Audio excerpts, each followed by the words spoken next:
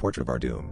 I always thought the old portrait hanging in the hallway was just an ordinary family heirloom, something my grandmother cherished before passing it down.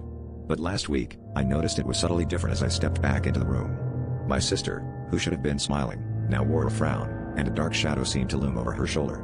It was unsettling, but I brushed it off as a trick of the light or my imagination playing tricks on me.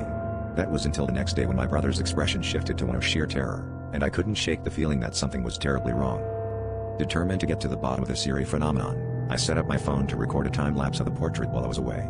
I went about my day, a sense of dread creeping up my spine with each passing hour. When I finally reviewed the footage, my blood ran cold. The changes were deliberate, almost as if an unseen hand was manipulating the image. My father's once proud stance was now hunched in despair, and the shadow behind my sister had grown darker, more defined, resembling a figure cloaked in malice. The realization dawned on me: the portrait was predicting our doom. I confronted my family, but they dismissed my concerns as irrational. As the days passed, I noticed their behavior subtly changing, aligning with the expressions in the portrait. My once jovial brother became withdrawn, my sister was perpetually anxious, and my father seemed burdened by an invisible weight.